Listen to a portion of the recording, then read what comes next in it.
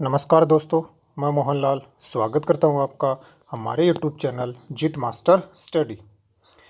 आज हम भारतीय संविधान की प्रस्तावना से संबंधित बहुत ही महत्वपूर्ण प्रश्नों का अध्ययन करेंगे जो विगत की प्रतियोगी परीक्षाओं में पूछे जा चुके हैं अथवा आगामी प्रतियोगी परीक्षाओं में जिनके पूछे जाने की पूरी संभावना है। ठीक है, तो वीडियो शुरू करने से पहले यदि आप चैनल पर नए हो तो चैनल को सब्सक्राइब कीजिए, बेल आइकन को जरूर प्रेस कीजिएगा ताकि मेरे द्वारा बनाए जाने वाले वीडियो का नोटिफिकेशन आपको प्राप्त होता रहे।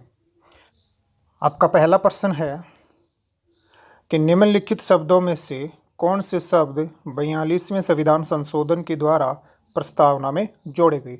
बहुत ही महत्वपूर्ण प्रश्न है कि 42वें संविधान संशोधन के द्वारा कौन से शब्द प्रस्तावना में जोड़े गए। तो आपको पता है कि समाजवादी शब्द भी जोड़ा गया, पंथनिरपेक्ष शब्द भी जोड़ा गया एवं कौन सा शब्द भी जोड़ा गया, अखंडता शब्द भी जोड़ा गया। कौन सा शब्द नहीं जोड़ा गया? आपका गणराज्य शब्द नहीं जोड़ा गया था। तो जो विकल्प दे रखे हैं उन विकल्पों के अनुसार आपका 1, 2 और 3 मतलब ऑप्शन नंबर ए जो है ना वो क्या है, सही है कि 42वें संविधान संशोधन के द्वारा प्रस्तावना में समाजवादी, पंथनिरपेक्ष एवं अखंडता शब्द जोड़े गए। नीचे व्याख्या भी आप देख सकते हो कि 42वें संविधान संशोधन जो किया गया कब 1976 के द्वारा प्रस्तावना में समाजवादी, पंथनिरपेक्ष एवं कौन सा शब्द, अखंडता शब्द जोड़े गए थे। ठीक है, तो आप इसका स्क्रीनशॉट लीजिए, फिर अगले प्रश्न की बात करते हैं। आपका अगला प्रश्न है कि भारत एक गणराज्य है, इसका अर्थ है, बहुत ही महत्वपूर्ण है, बहुत सारी परीक्षाओं में ये प्रश्न पूछा जा चुका है कि भारत एक गणराज्य है, इसका अर्थ है।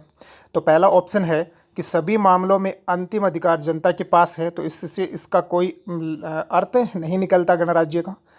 दूसरा, भारत में संसदीय शासन नहीं है। भारत में संसदीय शासन तो है लेकिन इससे भी किसका अर्थ नहीं निकलता, इससे भी आपके गणराज्य का अर्थ नहीं निकलता। तीसरा, भारत में वंशानुगत शासन नहीं है। हाँ, ये सही बात है कि भारत में जो है ना वंशानुगत शासन नहीं है। भारत में निर्वाचित जो सरकार है ना वो क्या करती है, शासन करती है। ठीक है, तो जो आपका ऑप्शन से है ये आपका किसको परिभाषित करता है, गणराज्य को परिभाषित करता है। तो गणराज्य का अर्थ होता है कि एक ऐसा राज्य जहां वंशानुगत शासन नहीं हो अपितु जनता द्वारा चुने गए प्रतिनिधियों के माध्यम से क्या होता हो, शासन होता हो, उसे ही क्या कहा जाता है, गणराज्य कहा जाता है।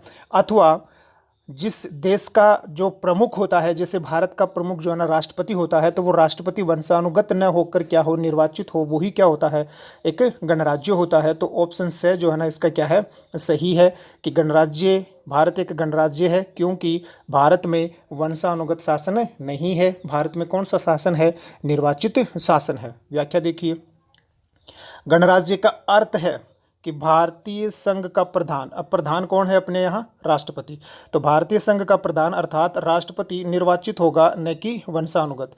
और आपको पता है कि भारत का जो राष्ट्रपति है ना वो क्या होता है, निर्वाचित होता है। आर्टिकल 52 किसकी बात करता है कि भारत का एक क्या होगा, राष्ट्रपति होगा। और आर्टिकल 54 किसकी बात करता है, आर्टिकल 54 राष्ट्रपति के निर्वाचन की बात करता है। चाहे वो निर्वाचन कैसा रहा होता हो, अप्रत्यक्ष रूप से ही राष्ट्रपति का निर्वाचन क्यों ना होता हो, मतलब आर्टिकल 54 जो है ना ये राष्ट्रपति के निर्वाचन की बात करता है। और वो निर्वाचन जो है वो आपका एक निर्वाचक मंडल के माध्यम से किया जाता है।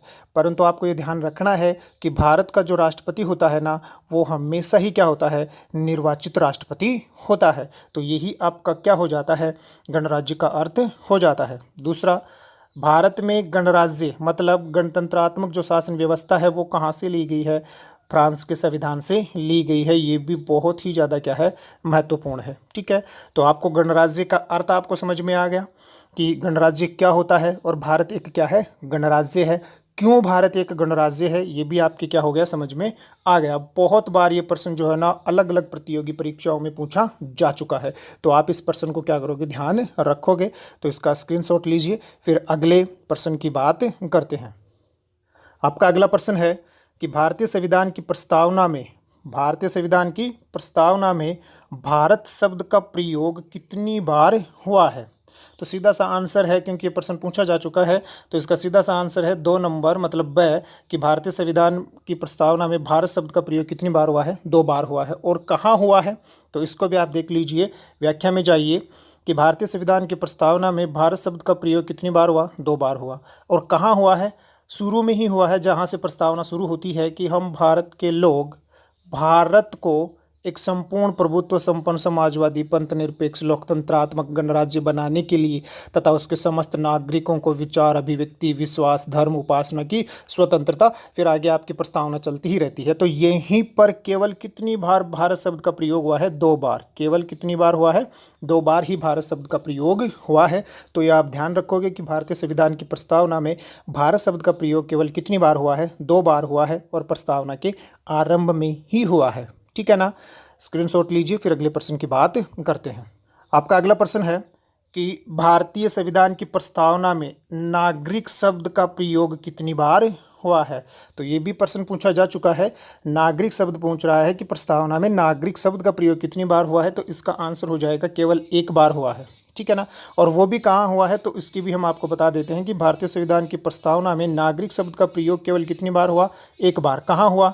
हम भारत के लोग भारत को एक संपूर्ण प्रभुत्व संपन्न समाजवादी पंथ निरपेक्ष लोकतंत्रात्मक गणराज्य बनाने के लिए तथा उसके समस्त नागरिकों को सामाजिक आर्थिक एवं राजनीतिक न्याय सुनिश्चित करने वाली जो प्रतिष्ठा है, गरिमा है ना, इससे आगे जाओगे तो केवल ये जो यहाँ है ना, समस्त नागरिकों को क्या दिया गया है? सामाजिक आर्थिक राजनीतिक न्याय की दी गई है।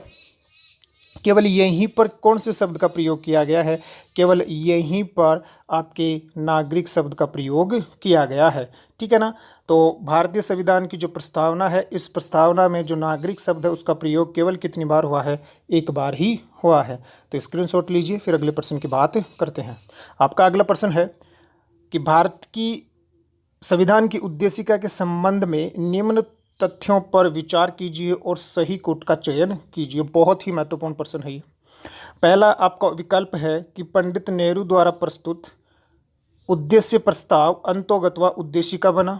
तो ये बिल्कुल सही है कि पंडित नेहरू ने जब संविधान सभा में उद्देश्य प्रस्ताव रखा था तो वही उद्देश्य प्रस्ताव जब संविधान सभा ने स्वीकार किया और अंत में वो किसका आधार बना?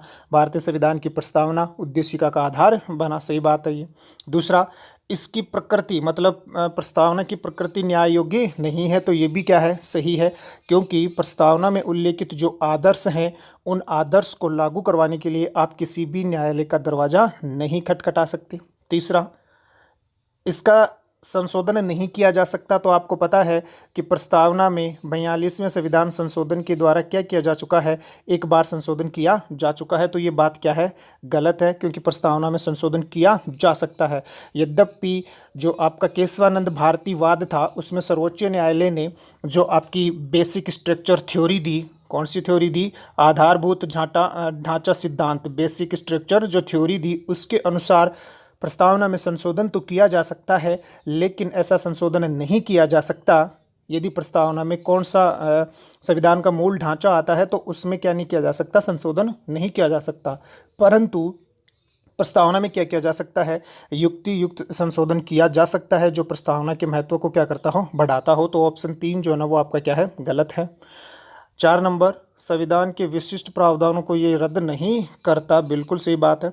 तो आपके ऑप्शन नंबर 1 जो है ना वो क्या है? सही है। ऑप्शन नंबर 2 भी क्या है? सही है। ऑप्शन नंबर 3 आपका गलत है और ऑप्शन नंबर 4 आपका क्या है? सही है। ठीक है ना? तो आपको क्या ध्यान रखना है कि जो उद्देश्य प्रस्ताव जो नेहरू जी ने संविधान सभा में रखा वही इस उद्देशिका का आधार बना। उद्देशिका जो है प्रस्तावना जो है ना वो न्याय योग्य नहीं है, इसमें संशोधन नहीं किया जा सकता, ये गलत है। इसमें संशोधन किया जा सकता है और इसका 4 नंबर ऑप्शन भी क्या है? सही है। तो विकल्प यदि आप इसमें देखोगे तो कौन सा विकल्प आपका सही हो जाता है? इसमें विकल्प आपके 1, 2 और 4, मतलब ऑप्शन नंबर 2 जो है ना वो क्या है? सही है। ठीक है ना? अब इस प्रश्न की व्याख्या जो है ना वो आपको आगे दी गई है, तो वो व्याख्या जरूर आप देख लीजिएगा। और वो व्याख्या है, ये रही आपकी वो व्याख्या कि जो भारतीय संविधान मतलब प्रश्न संख्या 5 की क्या है? व्याख्या है। तो ध्यान से देखिए कि पंडित नेहरू ने संविधान सभा की कौन सी बैठक में? संविधान सभा की तीसरी बैठक में, जो कब हुई?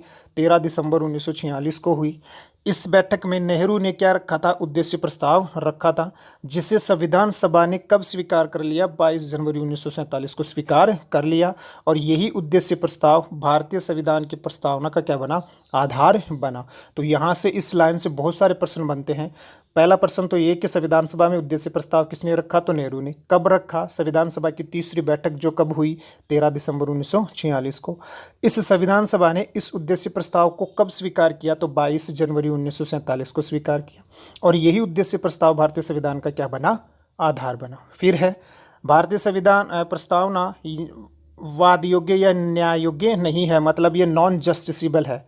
इसका मतलब होता है कि इस प्रस्तावना को लागू करवाने के लिए न्यायालय में क्या नहीं दी जा सकती, चुनौती नहीं दी जा सकती। ठीक है।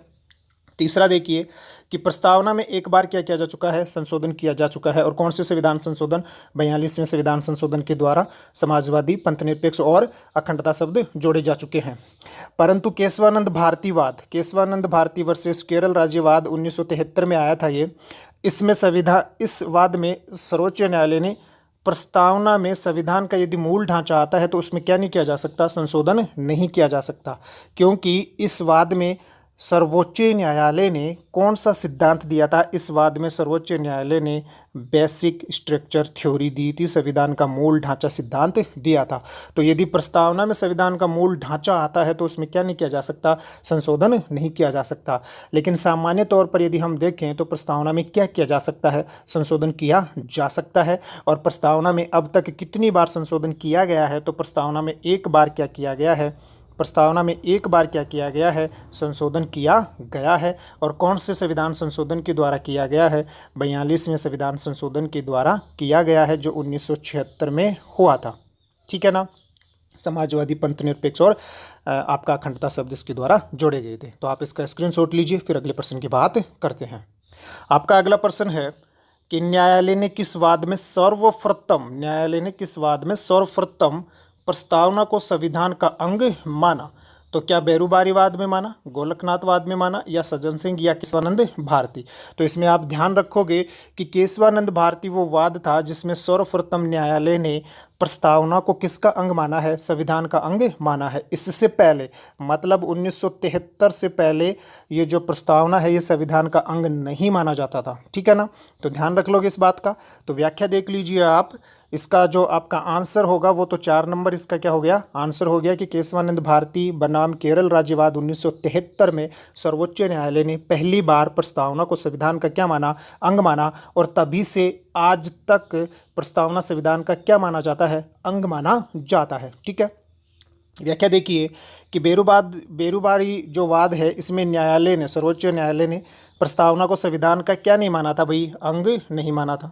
फिर केशवानंद भारती वर्सेस केरल राज्यवाद 1973 में सर्वोच्च न्यायालय ने प्रस्तावना को संविधान का क्या मान लिया, अंग मान लिया। और तभी से प्रस्तावना संविधान का क्या है, अंग है। इसी वाद में मतलब कौन से में, केशवानंद भारती वाद में सर्वोच्च न्यायालय ने बेसिक स्ट्रक्चर थ्योरी का भी क्या किया था, प्रतिपादन किया था। मतलब संविधान के आधारभूत ढांचा सिद्धांत का भी क्या किया था, प्रतिपादन किया था, जिसकी चर्चा हमने पिछले प्रश्न में की है। ठीक है ना। इसके साथ ही आप जो है ना अधिक जानकारी के लिए मेरे द्वारा प्रस्तावना पर बनाए गए जो वीडियो हैं उनका अध्ययन कर सकते हो। वीडियो का जो लिंक है वो आपको डिस्क्रिप्शन बॉक्स में मिल जाएगा। ठीक है ना। तो स्क्रीनशॉट लीजिए, फिर अगले प्रश्न की बात करते हैं। आपका अगला प्रश्न है कि भारतीय संविधान की प्रस्तावना में भारत के शासन की सर्वोच्च सत्ता किसमें निहित है। बहुत बार ये प्रश्न पूछा जा चुका है कि संप्रभुता किसमें निहित है, इस प्रकार से पूछा जा सकता है, या सर्वोच्च सत्ता किसमें निहित है। ठीक है ना। संविधान के अनुसार, संविधान की प्रस्तावना के अनुसार, या डायरेक्ट प्रश्न पूछा जा सकता है कि ये जो आपकी सर्वोच्च सत्ता है मतलब संप्रभुता जो है ना वो किसमें निहित है। तो इसका आंसर जो है ना वो कौन सा है, स है, जनता में क्या है, सर्वोच्च सत्ता क्या है, निहित है। ठीक है ना। ध्यान रख लोगे।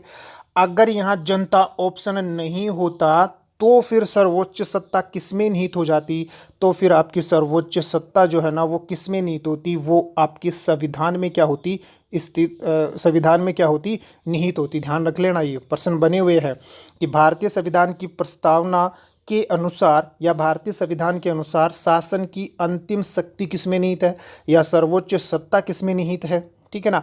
या संप्रभुता किसमें निहित है, तो वो जनता में निहित है। अगर जनता ऑप्शन नहीं आता है, क्या नहीं आता, यहाँ जनता ऑप्शन नहीं आता और यहाँ पर कौन सा ऑप्शन आ जाता, संविधान यदि ऑप्शन आ जाता तो जनता के बाद में जो संप्रभुता या अंतिम जो शक्ति निहित है वो किस में निहित है? संविधान में क्या है? निहित है। ये आप ध्यान रखोगे, ठीक है ना। फिर व्याख्या देखिए कि भारतीय संविधान की प्रस्तावना में जो शब्द उल्लेखित हैं, हम भारत के लोग, इससे अभिप्राय क्या है? इससे दो अभिप्राय आपके यहाँ दे रखे हैं कि संविधान की शक्ति का स्रोत कौन है? स्वयं भारतीय जनता है, क्योंकि संविधान का निर्माण किसने किया है? भारतीय जनता ने। दूसरा, संविधान के अनुसार अंतिम शक्ति मतलब संप्रभुता किसमें निहित है? भारतीय जनता में क्या है? निहित है, ठीक है ना। तो मैंने आपको बता दिया कि अगर सीधा सा प्रश्न बनता है ना कि अंतिम शक्ति, अंतिम सत्ता, सर्वोच्च, ये संप्रभुता किस में निहित है? तो जनता में निहित है। अगर जनता आपको ऑप्शन नहीं मिलता है तो फिर ये किस में निहित मानी जाती है? पर इसमें संविधान में निहित मानी जाती है। ध्यान रख लेना, स्क्रीनशॉट लीजिए। फिर अगले प्रश्न की बात करते हैं। आपका अगला प्रश्न है 8 नंबर कि भारतीय संविधान की प्रस्तावना का विचार किस देश से लिया गया है? तो भारतीय संविधान की जो प्रस्तावना है ना वो कौन से देश से ली गई है? संयुक्त राज्य अमेरिका से ली गई है। संयुक्त राज्य अमेरिका के संविधान से ली गई है, ठीक है। व्याख्या देखिए, भारतीय संविधान की प्रस्तावना संयुक्त राज्य अमेरिका के संविधान से प्रेरित है, परंतु ये बड़ा महत्वपूर्ण है कि भारतीय संविधान की प्रस्तावना की भाषा, शैली एवं भाव, कौन कौन है? भाषा, शैली एवं भाव, ये कहाँ से प्रेरित है? ये ऑस्ट्रेलिया के संविधान से क्या है? प्रेरित हैं। ये तो ये आप ध्यान रख लोगे कि प्रस्तावना जो है ना वो तो संयुक्त राज्य अमेरिका के संविधान से ही ली गई है, यूएसए के संविधान से ही ली गई है, ठीक है ना। परंतु भारतीय संविधान की जो भाषा है, जो शैली है, जो भाव है, वो कौन से देश के संविधान से लिया गया है? ऑस्ट्रेलिया के संविधान से लिया गया है, ठीक है। स्क्रीनशॉट लीजिए। फिर अगले प्रश्न की बात करते हैं। आपका अगला प्रश्न है कि प्रस्तावना में वर्णित स्वतंत्रता, समानता एवं बंधुत्व के आदर्श प्रेरित हैं। सीधा सा प्रश्न बनता है कि प्रस्तावना में जो आपकी स्वतंत्रता है, समानता है और जो बंधुत्व है, ये कहाँ से लिया गया है, या कौन सी क्रांति से प्रेरित है, या कौन से देश के संविधान से लिया गया है? तो ये कौन से देश के संविधान से लिया गया है या कौन सी क्रांति से प्रेरित है? फ्रांसीसी क्रांति से क्या है? प्रेरित है, ठीक है ना।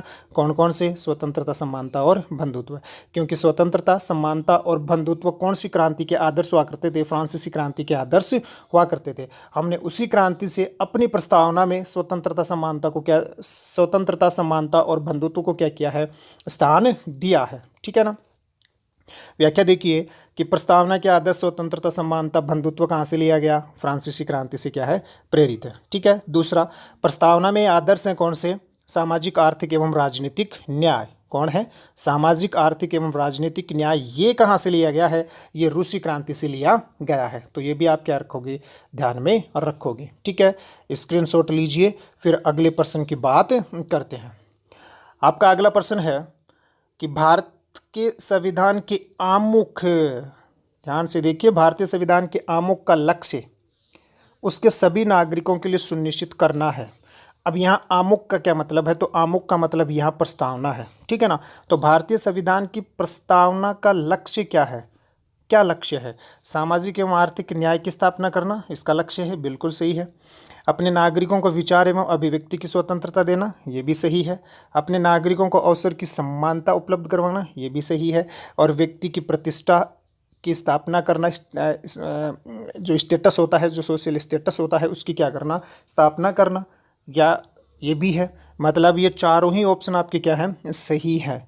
भारतीय संविधान की प्रस्तावना जो है वो सामाजिक, आर्थिक न्याय की भी स्थापना करती है, विचार अभिव्यक्ति की स्वतंत्रता भी देती है, अवसर की समानता और व्यक्ति की प्रतिष्ठा की भी क्या करती है? स्थापना करती है। तो उपयुक्त सभी जो ऑप्शन है ना वो क्या है? आपके सही हैं, ठीक है ना।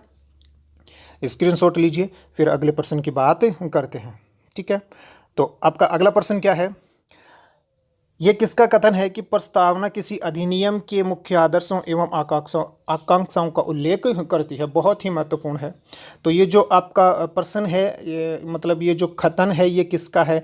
ये जवाहरलाल नेहरू का है। सीधा सा प्रश्न बनता है भाई, ध्यान रख लेना कि प्रस्तावना किसी अधिनियम के मुख्य आदर्शों एवं आकांक्षाओं का उल्लेख करती है।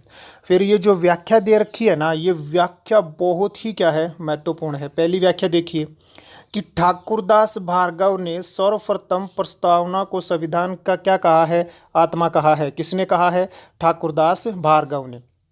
और भी बहुत सारे ऐसे विद्वान हुए हैं जिन्होंने भारतीय संविधान की प्रस्तावना को संविधान का क्या कहा है, आत्मा कहा है, परंतु सर्वप्रथम किसने कहा है, ठाकुरदास भार्गव ने सर्वप्रथम क्या कहा है, प्रस्तावना को संविधान की आत्मा कहा है। दूसरा देखिए, गांधी जी ने भारतीय संविधान की प्रस्तावना को क्या कहा है कि यह हमारे संप्रभु प्रजातांत्रिक गणतंत्र की क्या है, जन्म कुंडली है। ये किसने कहा है, तो ये गांधी जी ने कहा है, ठीक है ना, ध्यान रख लोगे। फिर आगे देखिए कि के एम मुंशी ने, किसने, के एम मुंशी ने, कन्हैयालाल माणिकलाल मुंशी ने प्रस्तावना को संविधान की क्या कहा है, राजनीतिक कुंडली, जबकि गांधी जी ने संप्रभु प्रजातांत्रिक गणतंत्र की क्या कहा है, कुंडली कहा है। ध्यान रख लेना, राजनीतिक कुंडली तो किसने कहा है, राजनीतिक कुंडली तो के एम मुंशी ने कहा है, और संप्रभु प्रजातांत्रिक गणतंत्र की जो कुंडली है वो किसने कहा है, गांधी जी ने कहा है, ठीक है। फिर आगे देखिए कि अल्लादी कृष्ण स्वामी अय्यर ने प्रस्तावना के बारे में कहा है कि यह हमारे दीर्घकालिक सपनों का क्या है, विचार है, ठीक है ना। अर्नेस्ट बार्कर ने प्रस्तावना को क्या कहा है, भारतीय संविधान की कुंजी कहा है। तो बहुत ही महत्वपूर्ण कथन है, जिसमें पहला कथन आपका जवाहरलाल नेहरू का है और प्रश्न के अनुसार, फिर ठाकुरदास भार्गव का, फिर आपका जो है ना गांधी जी, के एम मुंशी, अलादी कृष्णस्वामी अय्यर और कौन है, अर्नेस्ट बार्कर है, ठीक है। तो स्क्रीनशॉट लीजिए, फिर अगले प्रश्न की बात करते हैं। आपका अगला प्रश्न है कि 26 नवंबर 1949 को खालिस्तान हुआ था, अंगीकृत, अधिनियमित, आत्मार्पित किया गया, क्या नहीं किया गया, समर्पित नहीं किया गया। तो विकल्प आपका कौन सा हो जाएगा कि 1, 2, 3, 26 नवंबर 1949 को भारतीय संविधान अंगीकृत हुआ, अधिनियमित हुआ और क्या हुआ, आत्मार्पित हुआ था, ठीक है ना। व्याख्या देखिए कि 26 नवंबर 1949 को भारतीय संविधान अंगीकृत, अधिनियमित एवं आत्मार्पित किया गया, और 26 जनवरी 1950 को भारतीय संविधान को क्या किया गया, लागू किया गया। तो ये भी बहुत ही ज़्यादा क्या है, महत्वपूर्ण प्रश्न है। तो आप इसका स्क्रीनशॉट लीजिए, फिर अगले प्रश्न की बात करते हैं। अगला प्रश्न है कि 26 जनवरी भारतीय संविधान 26 जनवरी 1950 को ही लागू क्यों किया गया। बहुत ही महत्वपूर्ण प्रश्न है ये, क्यों किया गया। इस दिन भारतीय संविधान बनकर तैयार हुआ था तब लागू किया गया, ना, गलत है। दूसरा, इस दिन भारतीय संविधान अंगीकृत, अधिनियमित, आत्मार्पित हुआ था, ना, ये भी गलत है, क्योंकि 26 नवंबर 1949 को भारतीय संविधान क्या हुआ था, अंगीकृत, अधिनियमित एवं आत्मार्पित हुआ था। से ऑप्शन, इस दिन का मतलब 26 जनवरी 1930, कौन सा, 26 जनवरी 1930 को भारत ने अपना पहला स्वाधीनता दिवस मनाया था। लास्ट का ऑप्शन, इस दिन शुभ मुहूर्त था। तो जो ऑप्शन से है कि इस दिन का मतलब है 26 जनवरी, कौन सी 26 जनवरी 1930 को भारत ने अपना पहला क्या मनाया था, स्वाधीनता दिवस मनाया था। व्याख्या देखिए कि कांग्रेस के लाहौर अधिवेशन, और वो हुआ दिसंबर 1929 में एक संकल्प पारित किया गया, और उसमें ये कहा गया कि आने वाले 26 जनवरी 1930 को पूर्ण स्वराज्य दिवस मनाया जाएगा। मतलब भारत अपना पहला स्वाधीनता दिवस या स्वतंत्रता दिवस मनाएगा, और भारत ने मनाया भी इसी दिन के महत्व को ध्यान में रखते हुए। जो संविधान 26 नवंबर 1949 को बनकर तैयार हो गया था, उसे 26 जनवरी 1950 को क्या किया गया, लागू किया गया। कहने का मतलब ये है कि 26 जनवरी 1950 को इसलिए लागू किया गया था क्योंकि भारत ने 26 जनवरी 1930 को क्या किया था, पूर्ण स्वराज्य दिवस या स्वराज दिवस या पहला स्वाधीनता दिवस मनाया था। और इसी तारीख के इम्पोर्टेंस को ध्यान में रखते हुए जो संविधान 26 नवंबर 1949 को बनकर तैयार हो गया था, उसे 26 जनवरी 1950 को क्या किया गया, लागू किया गया। ठीक है, ध्यान रख लोगे। तो इसका जो आंसर है वो आपका कौन सा हो गया, से इसका आंसर हो गया। स्क्रीनशॉट लीजिए, फिर अगले प्रश्न की बात करते हैं। अगला प्रश्न है कि प्रस्तावना में दी गई स्वतंत्रताओं का सही क्रम कौन सा है। तो जो भारतीय संविधान की प्रस्तावना है ना, उसमें 5 प्रकार की स्वतंत्रताएं दी गई हैं, और वो स्वतंत्रताएं हैं विचार, अभिव्यक्ति, धर्म, विश्वास एवं उपासना। तो इनमें आपको क्रम बताना है कि इनका क्रम किस प्रकार से है। तो ध्यान रखना कि भारतीय संविधान में जो 5 प्रकार की स्वतंत्रताएं दी गई हैं, उनका क्रम है विचार, अभिव्यक्ति, विश्वास, धर्म एवं उपासना की स्वतंत्रता, और ये ही इनका क्या है, क्रम है। मतलब ऑप्शन बी जो है ना वो इसमें क्या है, सही है। ठीक है ना। तो व्याख्या देखिए कि प्रस्तावना में 5 प्रकार की स्वतंत्रताओं का जो क्रम है ना वो इस प्रकार से है: विचार, अभिव्यक्ति, विश्वास, धर्म एवं उपासना। ठीक है, ध्यान रख लोगे। बहुत ही महत्वपूर्ण प्रश्न है, क्योंकि प्रस्तावना में ये जो स्वतंत्रताएं दी गई है ना, 5 प्रकार की ये जो स्वतंत्रताएं दी गई हैं, किसमें, प्रस्तावना में, जो हैं आपकी कौन कौन सी: विचार, अभिव्यक्ति, विश्वास, धर्म एवं उपासना। तो जो आपको पता है कि आर्टिकल 19 कौन सा है, आर्टिकल 19 का क्लोज 1 क्या कहता है, विचार एवं अभिव्यक्ति की स्वतंत्रता देता है। मतलब मौलिक अधिकार भी है एक, जो आपको किसकी स्वतंत्रता देता है, विचार एवं अभिव्यक्ति, वाक एवं अभिव्यक्ति की स्वतंत्रता भी देता है। ठीक है, इसी प्रकार से अगर हमारा मूल अधिकार है आर्टिकल 25 से लेकर आर्टिकल 28 धार्मिक स्वतंत्रता का अधिकार, तो वो किसकी देता है, धर्म एवं उपासना की क्या करता है, स्वतंत्रता देता है। ठीक है ना। तो आपको ये ध्यान रखना है कि ये जो स्वतंत्रताएं प्रस्तावना में दी गई हैं, प्रस्तावना के साथ साथ इस प्रकार की जो स्वतंत्रताएं हैं वो आपको मौलिक अधिकारों में भी दी गई हैं। ठीक है ना। तो एक तो आपको इसका क्रम ध्यान रखना है, और दूसरा आपको ये भी ध्यान रखना है कि इसके साथ साथ मौलिक अधिकारों में भी क्या किया गया है, ये स्वतंत्रताएं दी गई हैं। तो विचार, अभिव्यक्ति, विश्वास, धर्म एवं उपासना, ये इसका क्रम क्या है, सही है। स्क्रीनशॉट लीजिए, फिर अगले प्रश्न की बात करते हैं। आपका अगला प्रश्न है कि निम्नांकित में से कौन एक भारतीय संविधान के उद्देश्यों को प्रतिबिंबित करता है। ठीक है, तो भारतीय संविधान के जो उद्देश्य हैं वो कहाँ परिलक्षित होते हैं, उनका प्रतिबिंब कौन है, मतलब भारतीय संविधान के जो उद्देश्य हैं, जो दर्शन है, वो किस में पाया जाता है। तो इसका सीधा सा आंसर है कि भारतीय संविधान के उद्देश्य जो है ना वो भारतीय संविधान की प्रस्तावना में क्या होते हैं, प्रतिबिंबित होते हैं। ठीक है ना।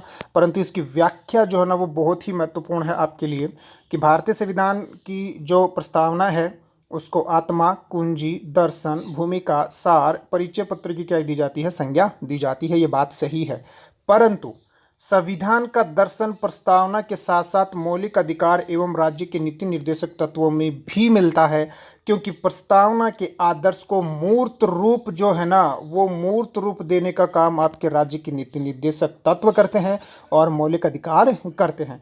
इसी वजह से अगर ये प्रश्न आ जाए कि प्रस्तावना के साथ साथ संविधान के उद्देश्य या दर्शन जो है ना वो और कहाँ मिलता है, तो वो आपके नीति निर्देशक तत्वों में मिलता है, वो आपके मौलिक अधिकारों में भी मिलता है।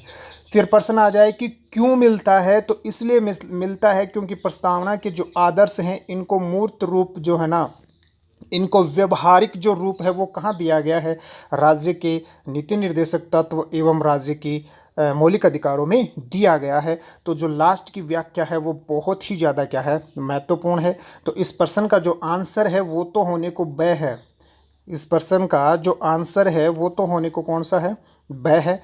परंतु यदि प्रश्न चेंज होता है, प्रश्न की प्रकृति यदि चेंज होती है, तो वो भी आप क्या करोगे, ध्यान रखोगे, क्योंकि संविधान का जो दर्शन है वो प्रस्तावना के साथ साथ कहाँ मिलता है, मौलिक अधिकारों और राज्य के नीति निर्देशक तत्वों में भी मिलता है। क्यों मिलता है, क्योंकि प्रस्तावना के आदर्श को मूर्त रूप इन्हीं दोनों में दिया गया है।